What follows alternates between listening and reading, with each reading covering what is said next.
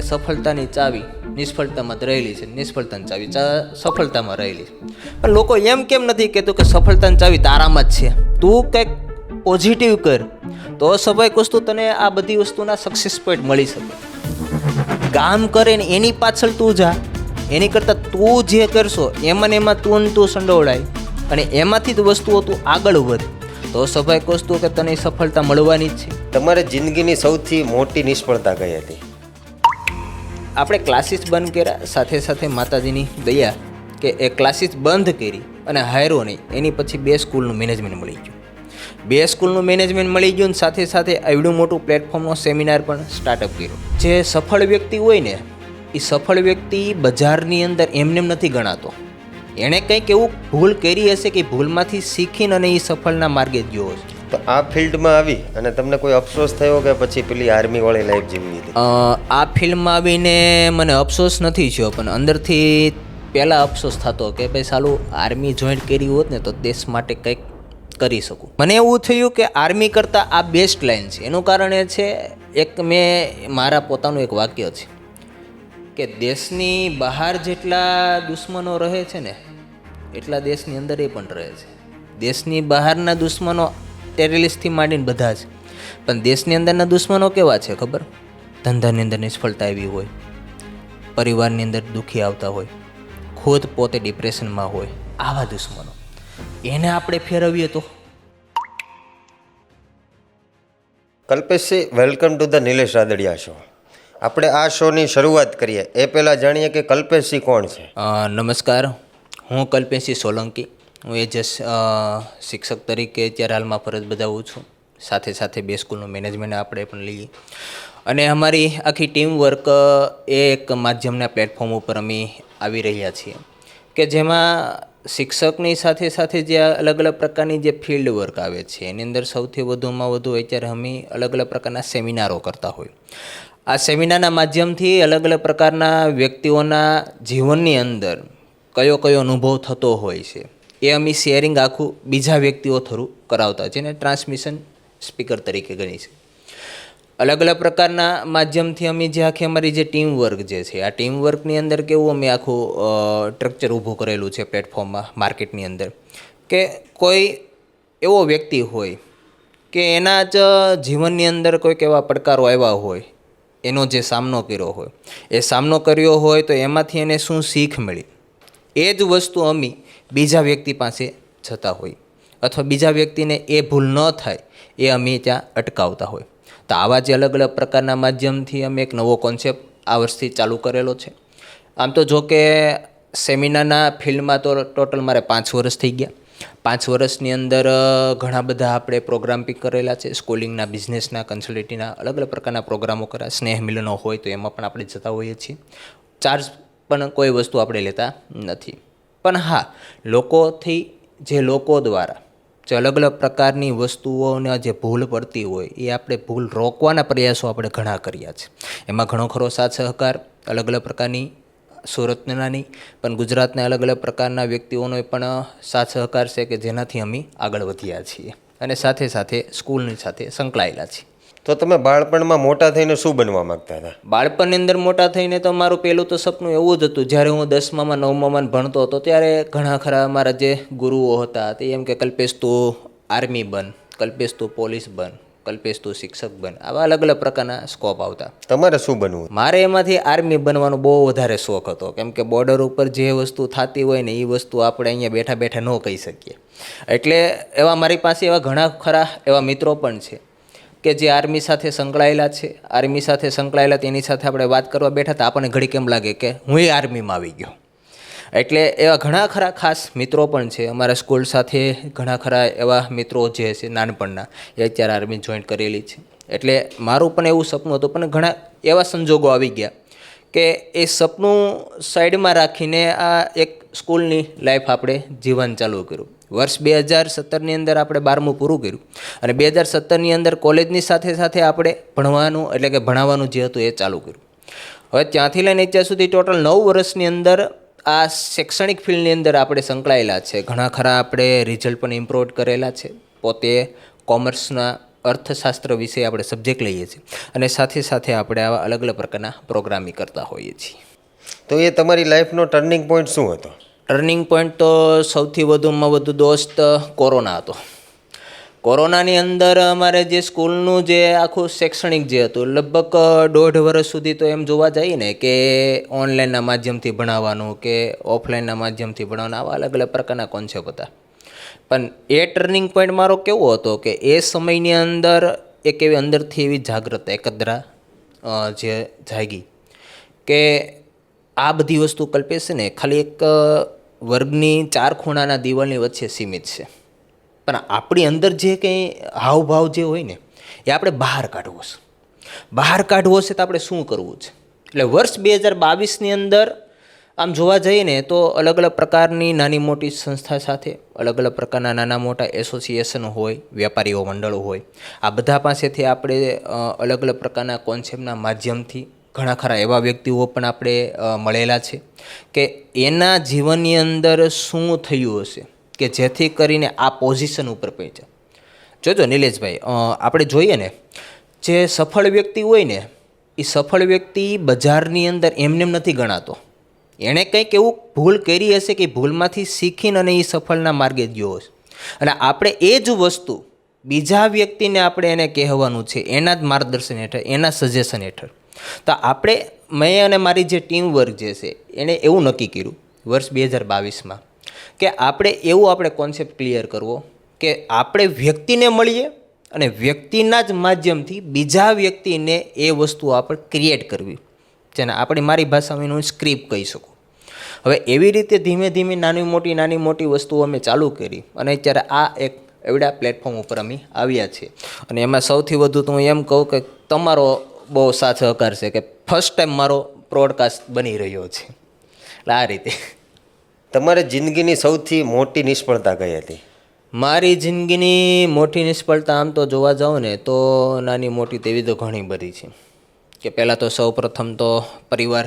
વર્ષ કોરોના પહેલાંની અંદર વાત કરું તો બહુ એટલે બહુ આપણે નાના ઘરના છીએ, બહુ એવા કરોડપતિ કે અંબાણીના કુટુંબના નથી કે નથી એના સગા સંબંધી. પણ નિષ્ફળતા સૌથી મોટી મારી એ છે કે હમણાં જ 2 વર્ષ પહેલાં એક કોચિંગ ક્લાસીસ મેં કરેલી હતી, એ થોડીક મારે લોસ ગઈ. પણ તોય આપણે હાર્યા નથી. અંદરથી કહે છે કે કલ્પેશ તું હારતો નહીં, આગળ વધ.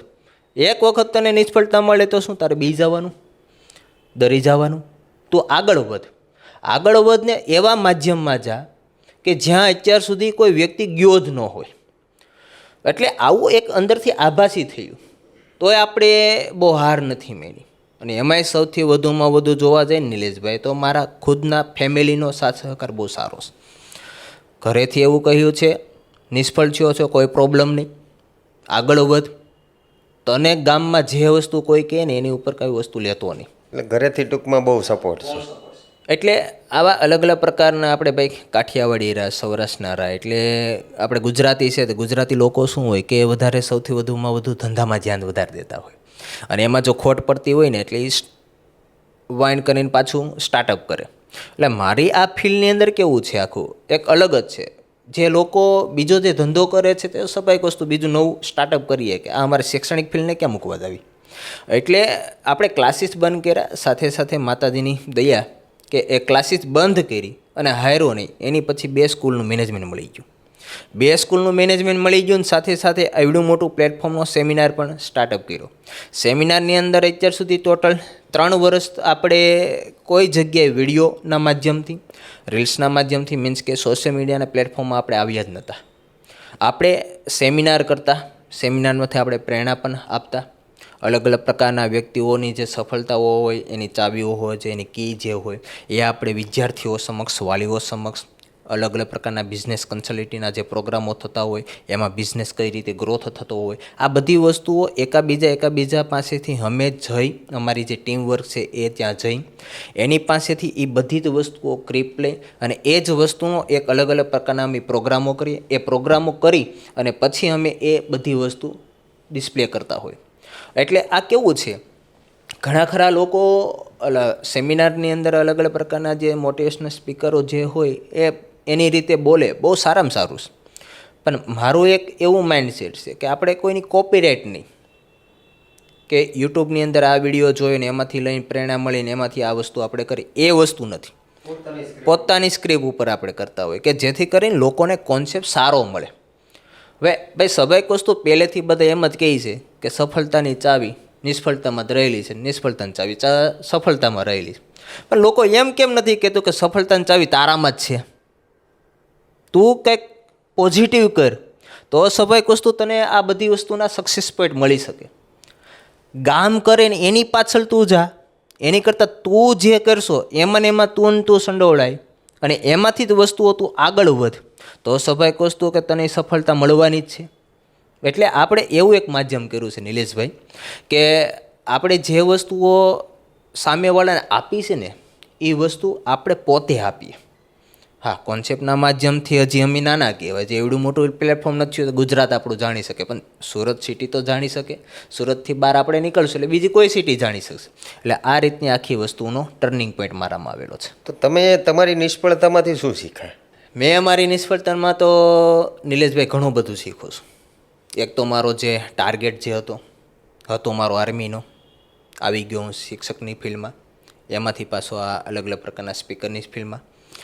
એટલે આ બધી જે શીખ જે છે ને એ હર કોઈ વ્યક્તિને નથી મળતી, પણ જે આપણે અલગ અલગ પ્રકારનો જે ટર્નિંગ પોઈન્ટ આવેલો છે એમાં જે મને આવા અલગ અલગ પ્રકારની વસ્તુઓ જોવા, જે ઘણા બધા લોકો એવા છે કે એ લોકો મારા લાઈફની અંદર આવેલા, એ લાઈફની અંદર આવેલા છે, એમાંથી ઘણી બધી વસ્તુઓ તો સાથ સહકાર હજી પણ સાથ સહકાર આપે છે, એવા પણ વ્યક્તિઓ મારી પાસે છે. અને એમાંથી એવી શીખ મને મળી છે કે કલ્પેશ, શિક્ષક તરીકે તું ખાલી વિદ્યાર્થીને ભણાવી શક, શિક્ષક તરીકે તું વિદ્યાર્થીને ભણાવી શક, અને એ જ ખાલી 4 દિવાલની વસાળ, એટલે એક સીમિત થઈ ગયું. પણ અંદરથી જે વસ્તુઓ મારે જે કરવી છે ને એ ત્યાં ન થાય. હવે એક ક્લાસની અંદર 40 બાળકો હોય તો 40 બાળકોને જ હું બધું કહી શકું, એ જ 40 બાળકો ઘરે જઈને કહી શકે, એટલે એ માતા પિતાઓ આવી જાય. એટલે એમાંથી ટોટલ આપણે જોવા જઈએ તો 100 વ્યક્તિઓ એવા હોય કે જે આપણા ઇન્સ્પિરેશન થઈ શકે. પણ મારે એમાંથી શીખ કેવી મળી છે કે હું આ 40 બાળકોને સરખી રીતે ન્યાય આપી શકતો હોય તો 4000 વ્યક્તિને કેમ નહીં આપી શકતો.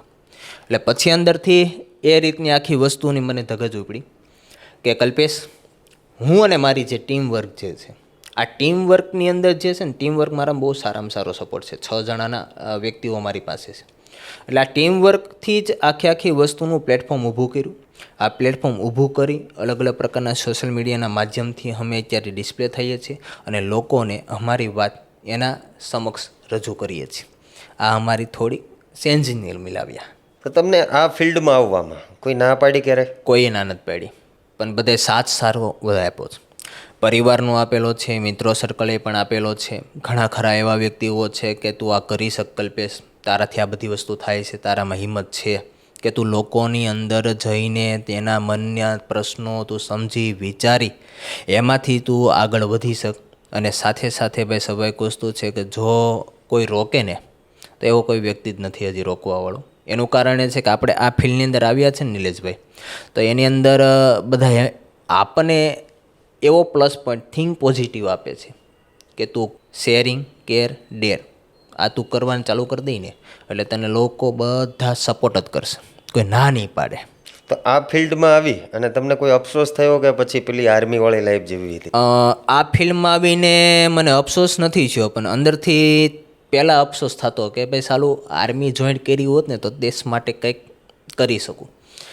પછી ધીમે ધીમે હું આ ફિલ્ડમાં આવ્યો ને નિલેશભાઈ, એટલે મને એવું થયું કે આર્મી કરતાં આ બેસ્ટ લાઈન છે. એનું કારણ એ છે, એક મેં મારા પોતાનું એક વાક્ય છે કે દેશની બહાર જેટલા દુશ્મનો રહે છે ને એટલા દેશની અંદર એ પણ રહે છે. દેશની બહારના દુશ્મનો ટેરરિસ્ટથી માંડીને બધા જ, પણ દેશની અંદરના દુશ્મનો કેવા છે ખબર? ધંધાની અંદર નિષ્ફળતા આવી હોય, પરિવારની અંદર દુઃખી આવતા હોય, ખુદ પોતે ડિપ્રેશનમાં હોય, આવા દુશ્મનો એને આપણે ફેરવીએ તો આર્મી એનું કામ કરે છે, પણ આપણે દેશની અંદર આ બધું કામ કરવાનું છે. હવે સ્વાભાવિક વસ્તુ છે કે આ બધી વસ્તુઓમાં જે અલગ અલગ પ્રકારની દુશ્મન વાત છે એને જ હું કાઢું તો સ્વાભાવિક વસ્તુ છે કે મને આમાંથી પોઝિટિવ જ મળવાનો છે. અને પ્રેરણા પણ મળવાના છે અને લોકોના આશીર્વાદ મળવાના છે. એટલે મને કોઈ અફસોસ નથી થતો કે હું આર્મી નથી બની શક્યો. પણ હા, એક એવો વ્યક્તિ હું બન્યો છું, એવો ચહેરો એક બન્યો છું કે જેથી કરીને લોકોના મનમાં હું વસી ગયો છું. તમારા ફિલ્ડમાં લોકો જે વારંવાર ભૂલ કરતા હોય એ કઈ? મારા ફિલ્ડમાં વારંવાર જે ભૂલ કરતા હોય ને એ કોપીરાઇટ છે. ઘણા ખરા એવા વ્યક્તિઓ હોય કે જે એકને એક વસ્તુઓ 10 જગ્યાએ બોલતા હોય અને મારો એવો નિસ્વાર્થ રીતે અલગ અલગ પ્રકારની સ્ક્રિપ્ટ છે કે જેની અંદર એક પ્રોગ્રામમાં જે વસ્તુ બોલ્યો હોય ને એ વસ્તુ બીજા પ્રોગ્રામમાં નહીં બોલવાની. કે લોકો સાંભળેલું જે છે ને એ એક વખત સાંભળે, પણ આપણે કંઈક નવે નવું બધી વસ્તુઓની ક્રિપ કરીને આપણે અલગ અલગ પ્રકારના લોકો સમક્ષને એના માધ્યમથી આપણે આપીએ ને તો લોકો આપણી સમક્ષ એક્ટિવ રહેતા હોય. એટલે આપણે એ રીતે એક મોટી ભૂલ એવી છે, ઘણા બધા એવા વ્યક્તિઓ છે કે માર્ગદર્શન આપતા હોય, ઘણી બધી એવી એની પોતાની સ્ક્રિપ્ટ હશે, એ વારંવાર એકને એક સ્ક્રિપ્ટ બધી જગ્યાએ કરતા હોય. આપણે એવી વસ્તુ નથી કરતા. જેવો દાખલા તરીકે સામેવાળો વ્યક્તિ શું કહે છે એ વ્યક્તિ ઉપરના કોન્સેપ્ટના માધ્યમથી જ આપણી આખી સ્ક્રિપ્ટ કરીને આખો સેમિનાર કરતા હોઈએ છીએ. એટલે એમાં આપણને એ ભૂલ થતી જ નથી. લોકોને સક્સેસ અચીવ કરવા માટે એવી 3 હેબિટ પાડવી જોઈએ, જે કઈ છે? 3 હેબિટ સક્સેસ માટે લોકોને હું એટલું જ કહું છું કે રાતના 3 વાગે જરૂર પડે ને કોઈ એવો એક મિત્ર રાખવાનો કે ફોન કર્યા ભેગો એ ડાયરેક્ટ એમ જ કહેવો જોઈએ કે હા હમણાં આવું છું, કે તું ચિંતા નહીં કરતો. આ પહેલી હેબિટ. બીજી હેબિટ એવી છે, નિષ્ફળતા વ્યક્તિઓ હોય ને, આ બધા એમ કહે છે કે સફળતા વ્યક્તિ હોય ને એની સાથે રહેવાનું. હું એમ કહું છું નિષ્ફળતા વ્યક્તિ હોય ને એની સાથે રહેવાનું. એ તને શીખવાડશે. સફળતા વ્યક્તિ તેમ જ કહેશે આ વસ્તુ કર, પણ નિષ્ફળતા વ્યક્તિ તને પ્રેક્ટિકલ શીખવાડશે. ત્રીજી હેબિટ એવી છે, તારો જે શોખ હોય ને એમાં જ જા. એટલે એનો જે શોખ જે છે એ પૂરો ન થાય તો આવા વ્યક્તિઓ આરે મળે કે જેથી કરીને તને સક્સેસના પોઈન્ટ ઉપર લઈ જાય. એટલે આ 3 હેબિટ એવી રાખવાની. એક મિત્ર, બીજો નિષ્ફળતા વ્યક્તિ જે હોય એની સાથે રહેવાનું, અને ત્રીજો એનો શોખ, એના ઉપર જ રહેવાનું, બીજા કોઈ કેસેટ ઉપર જવાનું નહીં. તો આ 3Mથી જ એને સક્સેસ મળી શકશે. એક એવી એડવાઇસ જે તમે આજના જેનજીને આપવા માંગતા હો? હાલના જનરેશનને તો હું એમ જ કહું છું નિલેશભાઈ, તમારા આ પ્લેટફોર્મના માધ્યમથી ખાસ કરીને પહેલાં તો વિદ્યાર્થીઓને હું આપવા માગું છું કે એનું જે અત્યારે હાલનું મંતવ્ય, હવે જસ્ટ હવે આવનારા સમયમાં, ટૂંક સમયમાં 10માનું 12માનું રિઝલ્ટ આવવા જઈ રહ્યું છે. 10માના વિદ્યાર્થીઓ વિચારશે કે મારે કોમર્સ લેવું, સાયન્સ લેવું કે આર્ટ્સ લેવું કે અધર કોઈ ફિલ્ડમાં.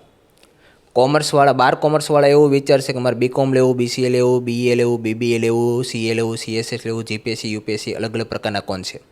સાયન્સવાળા એવું વિચારશે કે મારે ડૉક્ટરની લાઈનમાં જવું, એન્જિનિયરિંગની લાઈનમાં જવું, શેમાં જવું. તો આ બધા જ જે પોઈન્ટ જે છે ને એ મનના પ્રશ્નો છે.